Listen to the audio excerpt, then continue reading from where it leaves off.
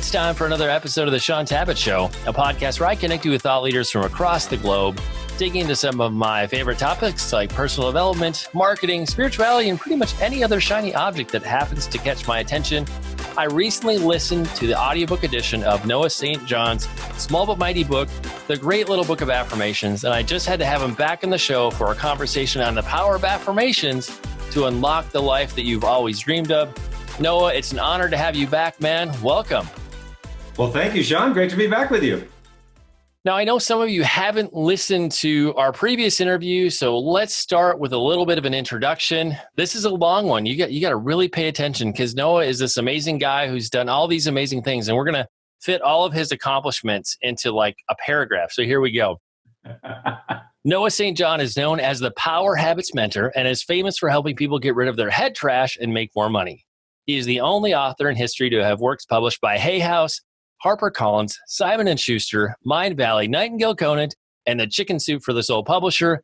Noah also appears frequently in the news worldwide, including ABC, NBC, CBS, Fox, Parade Magazine, Entrepreneur.com, and the Huffington Post. And I'm sure we're going to mention this at the end of the interview, but I want to let you know right up front that you can get 50% off of the Affirmation system if you head on over to Afformations.com. Noah, that was a mouthful. Anything I missed, any gaps that you need to fill in from the introduction? Well, I appreciate that, Shaun. And what I want folks to know right now is that I help people to make money from home. And that's something that I've been doing for the last 2 decades. I've had a successful work from home business for literally since 1997, more than 2 decades now.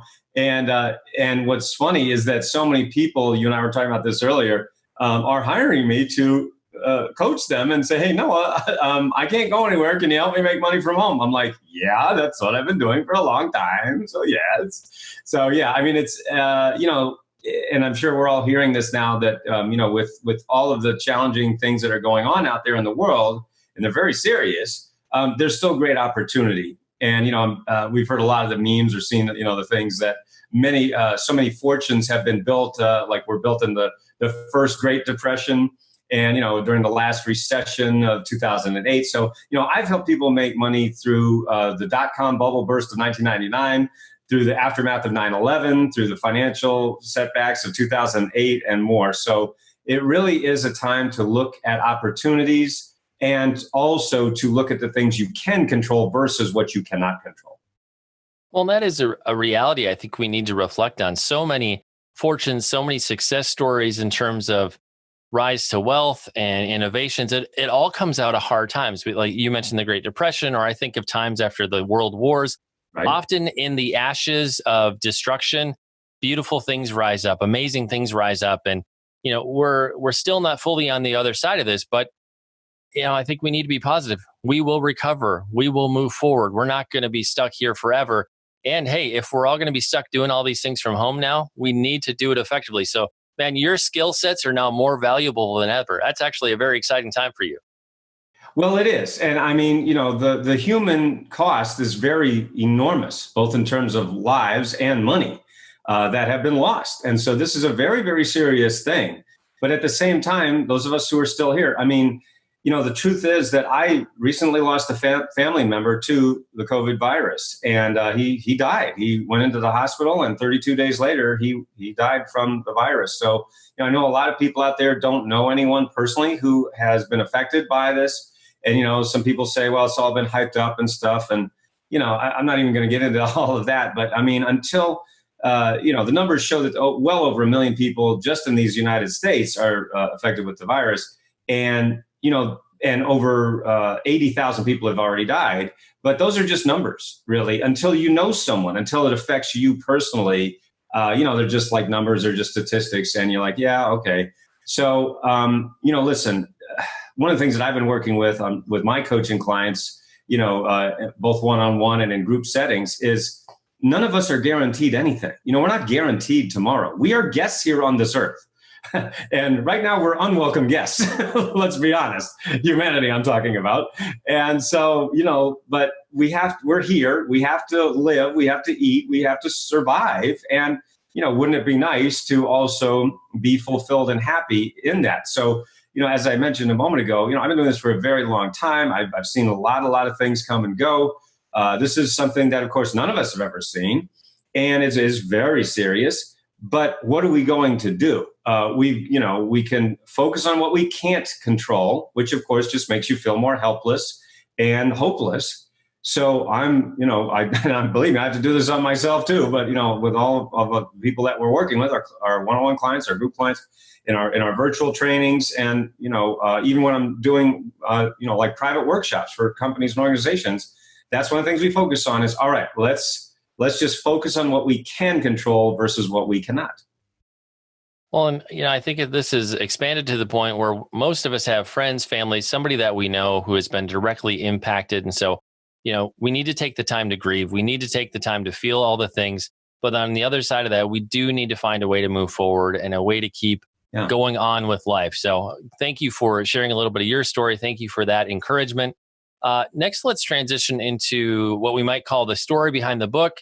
I think this may be a first for the show, as I don't often ask people to tell me their shower stories, but we're going to go there today because it's a critical part of the affirmations system origin story. So Noah, tell us about the surprising discovery you made in the shower back in 1997. What happened there? Yeah, well, and I appreciate you asking that. And so just to give everybody just a little bit of a perspective, I grew up poor in a rich neighborhood. And I know that's a total cliche, but it's totally true. I grew up in a little town called Kennebunkport, Maine, which just happens to be one of the wealthiest communities in New England. But my family was dirt poor. And I mean that literally, because we lived at the bottom of a dirt road in a drafty, unfinished house that my parents ended up losing to foreclosure. So from a very young age, I hated that life of poverty and fear and lack and not enoughness. That's all I grew up with in my family. But right down the street, I saw that there was great wealth and abundance. So speakers all the time, they say, well, the secret to success is hard work.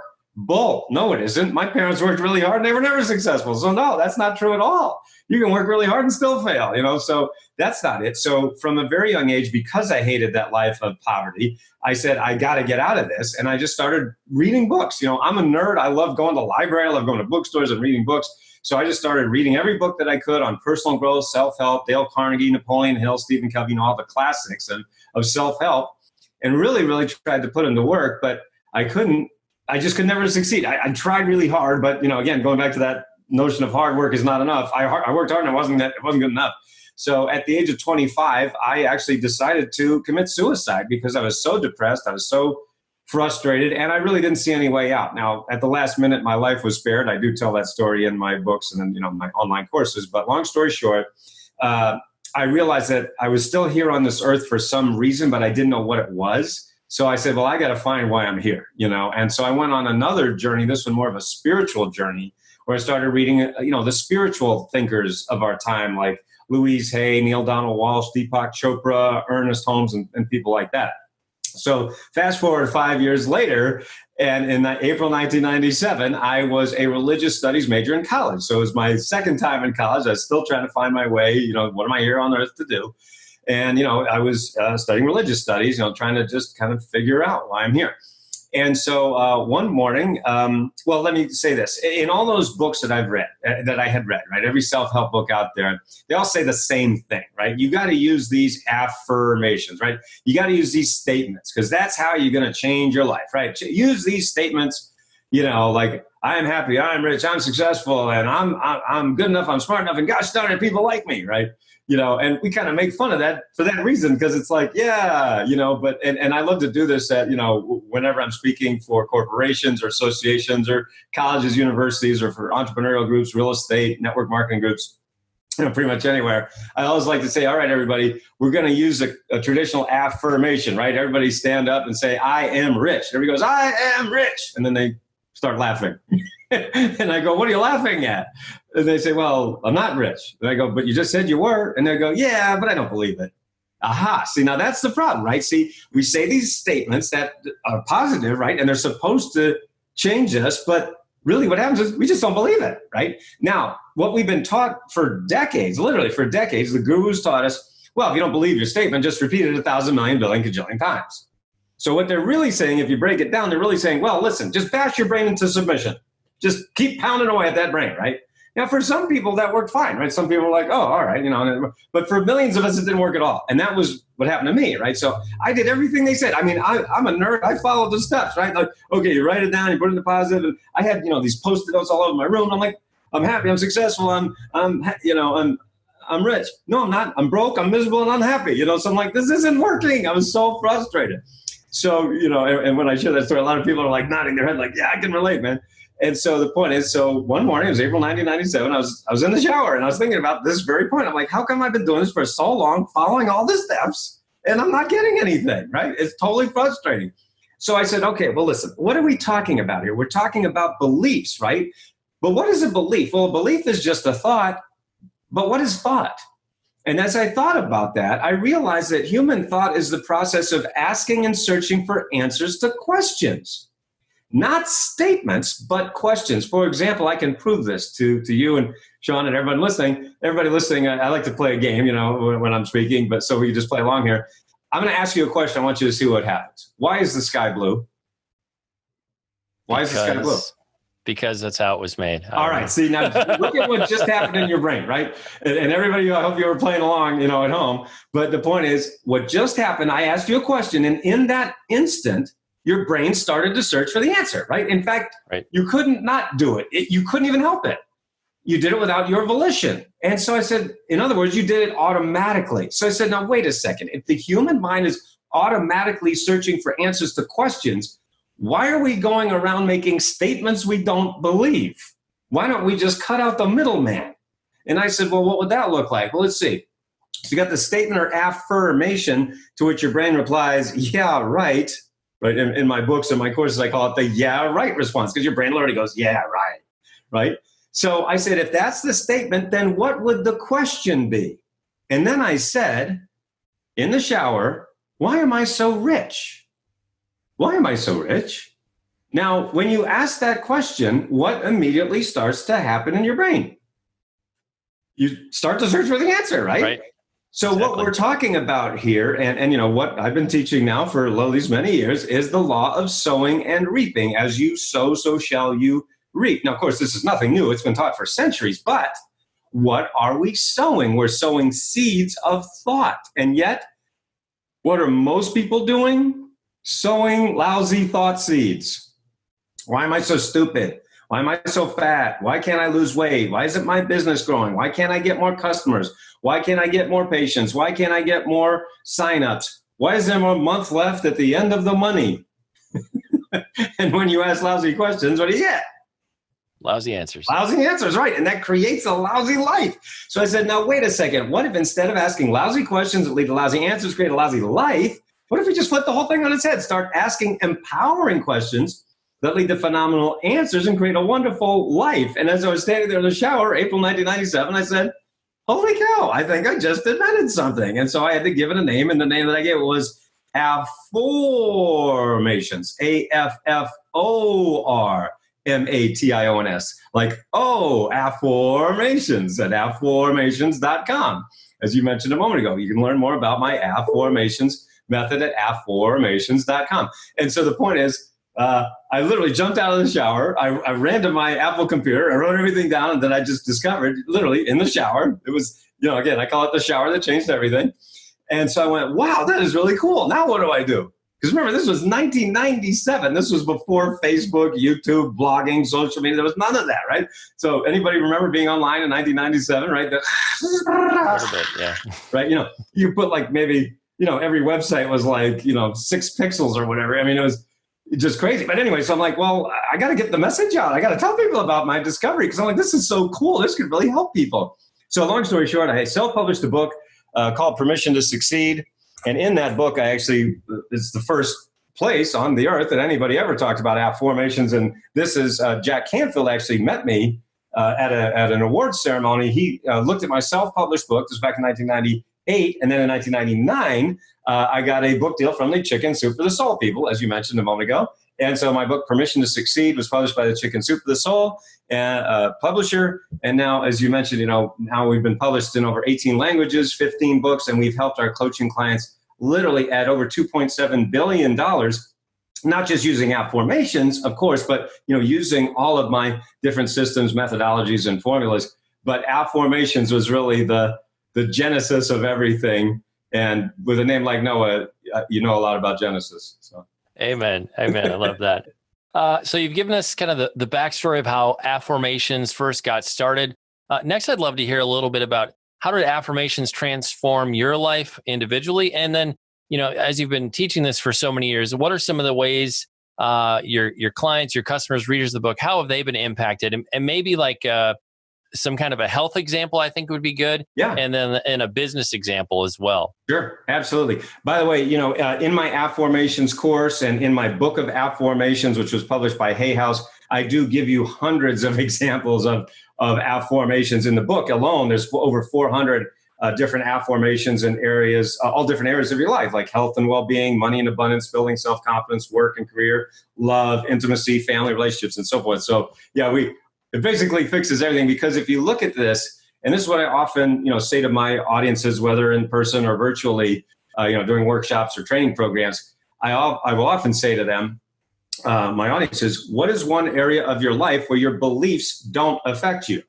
And of course they go, and I go, exactly. There's no place your beliefs don't affect you, right? Your beliefs affect your health. Your beliefs affect your wealth, right? Your business, your love life, your relationships, your social life, your relationship to everything in the world. There is no place where your beliefs don't affect you. But the key is you can't see a belief. You can only see the effects of a belief, right? So in other words, it's sometimes hard to know, well, how do we change a belief? Well, all you have to do is look at your life and say, well, okay, maybe you might be doing really well in your health, but maybe your business is struggling, or maybe your relationships are doing well, but you're struggling with money or whatever. See, it's not cookie cutter, one size fits all. We really have to look at each individual person, in each individual situation. And so, one of the things that I teach is about how to actually look at the different areas of your life and where you need to focus your effort, your energy, and your money. I mean, in terms of if you need to, hire a coach or work with a mentor or whatever it might be in whatever area. What I talk about is really the two areas of inner game and outer game. The inner game is everything that I've been talking about, right? Your beliefs, your mindset, the things you can't see directly, but that they affect everything that you do. That's what I call your inner game. And then your outer game is everything you can see directly. That would be like the digital marketing, right? The books and packages and things that you publish. And if you are a speaker, a coach, an author, or a service provider, somebody who wants to actually touch lives all around the world. What we call it is having more impact, more influence, and more income, those three I's, right? And that's, of course, what we all want.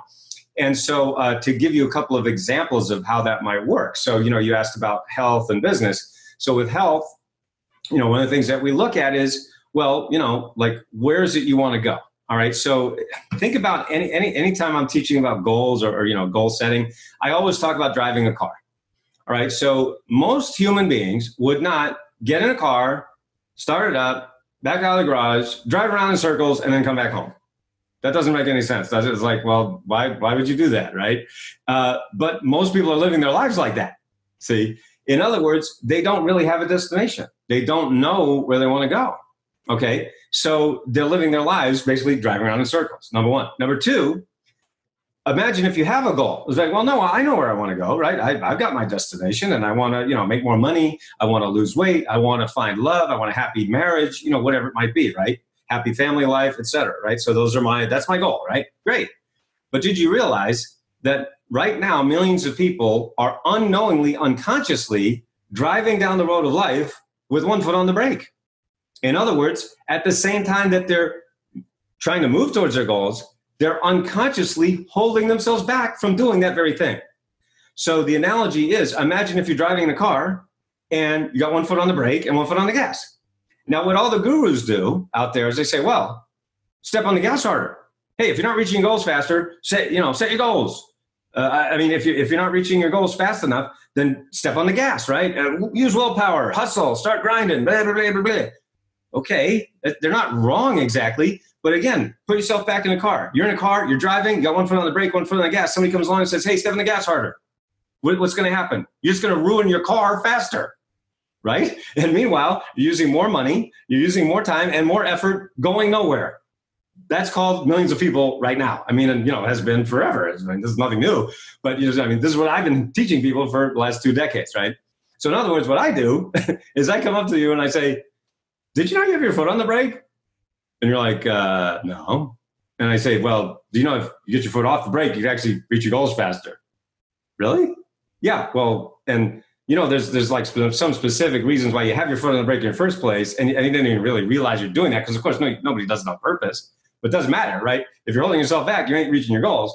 So we can actually just get your foot off the brake, and you can reach your goals a lot faster. And you asked for an example of that. I mean, I've got hundreds of examples, but just one that comes to mind really quick, based on what I'm saying, is that I was speaking at a conference. It was a network marketing conference, in fact, for a network marketing company. And a woman named Sheila came up to me and she said, hey, Noah, I loved your presentation. It was great. Took a lot of notes. It was really exciting. But then she says, well, but I don't know. I kind of tried everything already. It sounds good, but I think I've probably done it all, probably heard it all before. I'm like, okay, whatever. And anyway, so I came to find out later that, she's literally spent tens of thousands of dollars on, every self-help guru out there, right? And she was making about $5,000 a month in her business. And $5,000 a month, hey, that's not bad, right? Nothing to sneeze at, no problem there. But she wanted to make a lot more. She's like, well, I can do better than that. And she wanted to, and she was spending money and effort to do that, but she was just stuck at that $5,000 a month level. So I said, okay, anyway, so finally she decided to take a chance, and take a leap and hired me as her coach. And so I worked with her for about, year and a half or so. And in that time, she literally went from making $5,000 a month in her business to where she was making $75,000 a month. From 5 to 75,000 a month, not a year, a month. I'm not that good at math, but that's a 15 times increase in about a year. Now, if you're on, Wall Street and you're making a 2% increase, you're like a genius. Well, this is 1,500%. So it's like, wow. Okay. So not only that, and she said, Noah, as we were working together, she said, Noah, not only am I making so much more money, she said, Noah, I'm working less to make $75,000 a month than I was to make $5,000 a month. And I'm like, okay, so you're not only making more money, you're working less. Are you okay with that? She's like, yeah, I'm kind of happy with that. So my point is, and people listening go, well, that doesn't make any sense. I'm like, well, but it actually makes perfect sense because think about it. You're driving down the road, right? And you have one foot on the brake. How hard is it going to be to reach your goal? You're going to take a lot of time, money, and effort. You still got to put gas in the tank, right? Even though you're not going anywhere, you still got to gas. I'm like, man, why am I not moving? Well, because you got your foot on the brake. Again, it's not your fault. It's, you're doing it without even realizing. Nobody stops themselves on purpose, right? So, but the point is, doesn't matter whether you know it or not. Most people are doing it, or millions of people are doing it. And so it's like, okay, so then when you get the foot off, it's like, oh, wow, that's so much easier. Hence, 5,000 to 75,000 working less. You see, that's just one example. You understand, but I mean, it's a powerful example, and we got hundreds of those. Well, here's a practical questions. When I think of what all the experts suggest related to affirmations, you need to put them in front of you. You talked about your room, having Post-it notes on the wall. So in terms of, we come up with our affirmations, how do we keep those in front of us, just kind of front and center, front of mind? And how often should we be reviewing those? Because for our mind to start kind of automatically working, we need to keep those in front of us on a regular basis. That's correct. And so there are 4 ways that humans take in information. All right. The 4 ways are reading, writing, speaking, and listening. So those are the 4 modes of human communication: reading, writing, speaking, listening. So what I recommend to all of my coaching clients is use all 4. Right? So you want to read about affirmations, either in my book of affirmations or at affirmations.com. That's an online course that we have, right? So you can read, there's a guidebook, there's step-by-step instructions. It also has videos so you can watch, right? So you're reading, you're writing, you're listening. And then we also have I invented something called I-Afform audio. So you can listen to them. You can actually, they're pre-recorded affirmations set to inspiring music. So we've got I-Afform audios in different categories like ultimate health, ultimate wealth, happy relationships, sleeping better, lowering your stress, and everything else. And you can find that at iafform.com, IAFFORM, iafform, like iTunes, iafform.com. So at affirmations.com, it really gives you all of those, of the 4 modes of reading, writing, speaking, and listening. So, and then also you want to really, with the iAfform audios, like you can have them going on in the background all the time. And, even while you're, doing your emails, even while you're watching TV or doing something totally unrelated, you can still have them going on in the background because your subconscious mind will still apprehend them and still accept them, So that's why we set it to cool music. So, you can actually, they can just literally be in the background. You don't have to be loud or something. You can just be on the phone even. And you're still reprogramming your subconscious mind. Because see, here's one of the things that I want to get across to everyone listening and watching this program, is that you're already using Afformations anyway. Every human being is already using my Afformations method. There's only 2 problems. Problem number 1 is they don't know they're doing it. And problem number 2 is most humans are walking around using disempowering Afformations. Like I said earlier, why am I so stupid? Why am I so fat? Why can't I lose weight? Why don't I have enough money? Those are just negative Afformations. But guess what? You're forming it anyway. That's where actually the word affirmations came from. I love Latin, right? As a nerd, I just love Latin, right? So the word affirmation comes from the Latin word firmare, which means to make firm. But the word affirmations that I invented comes from the Latin word formare, Formare, to form or give shape to. So the question that I often ask my audiences or my coaching clients is, what if you're making something firm, but it's in the wrong form? That means you formed a life you didn't even want. Why am I so stupid? Why am I so fat? Why don't I have enough money? Why isn't my business growing? You formed it unconsciously, but it doesn't matter, right? Because of the law of sowing and reaping, it doesn't matter if it's conscious or not, you still formed it, right? So now with my Afformations method, for the first time in human history, we can take conscious control of the questions we're asking, change your questions, change your habits, change your results, and thereby change your life. One of the things that I thought was really intriguing from your content is this idea of our minds kind of beginning to take over and wander as we're asking ourselves better questions, different questions. Is there an effective way, 1, to let our minds wander as best they can? And then 2, how do we capture those answers, those discoveries in a way that we can begin to see them manifest? Because we're not just sitting around aimlessly letting our minds just go off into never land. There's an intentionality and a direction we should be moving in.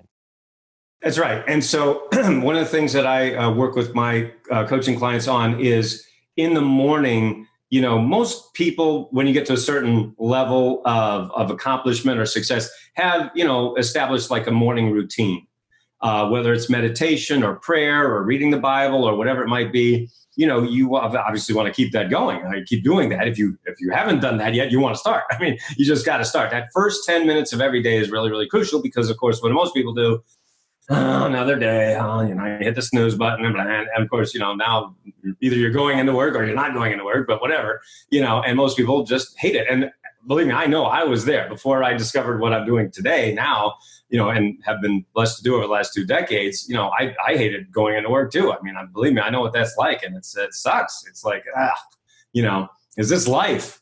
And it wasn't life for me. So I understand that feeling. But anyway, what you want to do is have that in the morning and at night. So the first thing in the morning, that first 10, 15 minutes is really, really crucial to program your mind for success. I mean, it's like a radio, right? Your mind is like a radio, and it has different frequencies, just like a radio, right? So you can, one is a rock station, then there's a country station, there's a jazz station, there's a, oldies, whatever, right? So there's all these different stations on these different frequencies. Well, it's just like that with our brain. Right. So you can have the frequency of I can't do it. I'm not good enough. Nobody likes me. I'm fat, whatever, and just, which is really negative. Again, those are negative affirmations. And then what I'm suggesting is you turn the dial, right, and use the empowering affirmations. And again, that is the methodology that you use. And so that's number 1. And then number 2 is I do highly recommend, like I said earlier, those 4 modes: reading, writing, speaking, and listening. So as you get ideas, because as you start using my Afformations method, you're going to get some great ideas. I mean, I was just coaching one of my clients the other day, and she said, no, since using your Afformations, I got so many ideas, I don't even know where to start. I'm like, okay, well, that's a good problem, really, is to have more ideas, but remember, ideas are not enough. Ideas without implementation is just frustration. But ideas with implementation, that's what gives you results. I'll give you a quick example of that. I told you I grew up poor in a rich neighborhood in Kennebunkport, Maine. Well, it's a beach community there in Maine. My brother and I, we'd be on the beach, as kids. And I remember we were just like, 10, 12, 13 years old or something. And he turns to me and goes, what would be great is if there were spray-on tans. Wouldn't that be smart if there was a spray-on tan? Because instead of having to lie on the beach, you just spray it on. And I'm like, yeah, that is a pretty good idea. Yeah, no, okay. Of course, I didn't think any more of them. I'm like, well, whatever. Now, he had a great idea, but he didn't do anything. So, how much money did he make from that? Nothing. And meanwhile, whoever invented spray-on tans made $10 trillion, right? Because he did something about it, So you see what I'm saying? So ideas are not enough. Even though it's a great idea, well, if you don't do anything, you're not going to get the results. And Noah, for the person listening to us today, the person watching us today, what's that core call to action, that big encouragement you hope every person has heard from our talk?